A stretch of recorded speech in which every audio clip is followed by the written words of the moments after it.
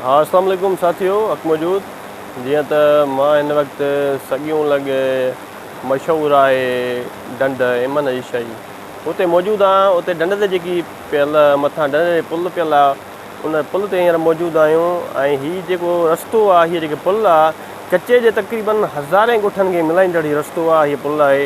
पर अफ़सोस सां चवणो थो पए त जेकी हीअ लास्ट टाइम पुल ठही उनजी कैपेसिटी जेकी आहे उहा हिन ढंढ खां नंढी आहे ऐं बिल्कुलु जीअं चइजे त माना न हुजण जे बराबरि आहे, जंहिंजे करे हीअ अक्सर जेकॾहिं थोरो पाणी बि तव्हांखे अची वेंदो आहे कचे में, हिन ढंढ में पाणी ईंदो आहे त हीअ पुल खां पाणी अवर थी ऐं मुल्क ॿोड़े छॾींदो आहे या पुल ॿुॾी वेंदी आहे, जंहिंजे करे हिन पुल जी सहूलियत मक़सदु न हुजण जे बराबरि आहे या सहूलियत आहे ई कोन जीअं चइजे त खणी। छाकाणि त जेकॾहिं पाणी आहे त हीअ ॿुॾी थी वञे, पाणी न हूंदो त मिसाल माण्हू ईअं बि क्रॉस करे सघे थो। इन जे करे हीअ पुल जंहिं कारण जे करे ठाही वई हुई, जंहिं सबबु हीअ बणाई वई पुल, उन मां हिनखे उन जे हिसाब सां आवाम खे हिन पुल मां को बि फ़ाइदो कोन्हे।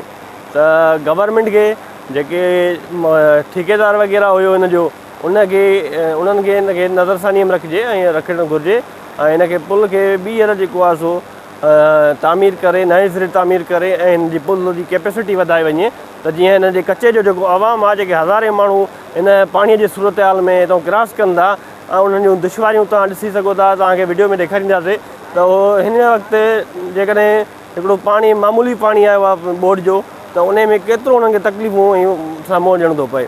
उनजे करे सिंध गवर्नमेंट खे ऐं लाॻापियल जेके अमलदार आहिनि हिन रोड जा या पुल जा, उन्हनि खे हिन नज़रसानी करणु घुरिजे त जीअं हिन कचे जे माण्हुनि खे सहूलियत फराहम थी सघे, जेकी हिन पुल जे ठहण सां का बि सहूलियत आवाम खे न मिली आहे। जेकॾहिं को चवे त पुल असां मुहैया कईसीं कचे जे माण्हुनि खे, त हीअ पुल न मुहैया कनि त बि को फ़र्क़ु न पियो पए।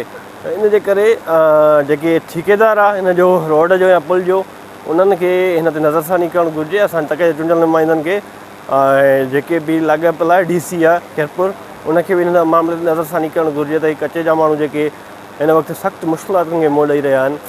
पाणी बि पाणी बि एतिरो न आयो आहे ऐं उन बावजूदि जेको आहे सो कचे जा माण्हू हिन दुश्वारनि खे मुंहुं ॾेई रहिया आहिनि। त मां तव्हांखे कैमरा जे अख में ॾेखारींदुसि हाणे हिन पुल जो फ़ाइदो कंहिंखे बि कोन्हे, छाकाणि त हिन वक़्तु बि माण्हू ॿेड़ियुनि जे ज़रिए पंहिंजो अचणु वञणु कनि था। जेके पंहिंजो माना पुल जेकॾहिं मुकमल तामीर हुजे या पुल जी कैपेसिटी वॾी हुजे या त पाणी एतिरो न आहे, उन पुल तां क्रॉस करे माण्हू अची वञी सघनि पिया। पर अफ़सोस जी ॻाल्हि आहे, वॾे अफ़सोस सां चवणो थो पए त हिन पुल जी का बि सहूलियत कोन्हे इलाइक़े वासियुनि खे। त लाॻापियल जेके अमलदार आहिनि रोड जा, पुल जा ठेकेदार वग़ैरह आहे, उनखे हिनखे नज़रसानी करणु घुरिजे या MP MNA हद जा जेके आहिनि तके जा चूंडियल नुमाइंदा आहिनि, उन्हनि खे बि हिन पुल ते नज़रसानी करणु घुरिजे।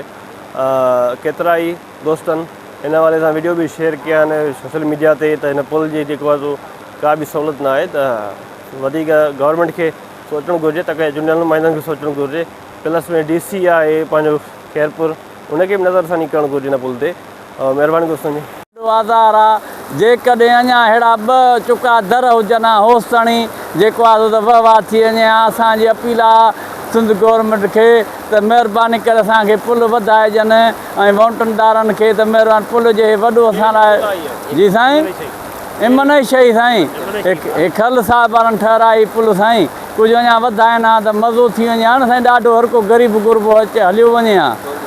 हाणे थोरे पाणी बि ॿुॾूं था पिया, हिते हाणे माण्हू काॾों निकिरे, ॿुॾे थी पई पुल। उनजे करे महिरबानी कंदा साईं जन खे अर्ज़ु आहे।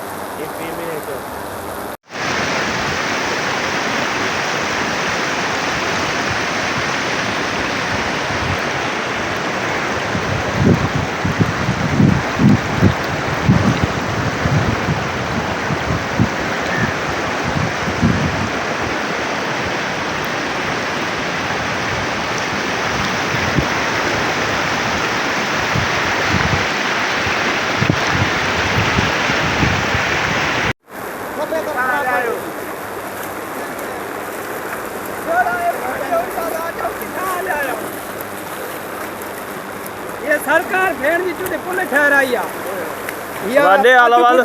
अधु फुट ठहराई ऐं ॾचो खणी कयो अथई अवाम लाइ। अवाम परेशान आहे। इमन ई शइ, हा खल वारी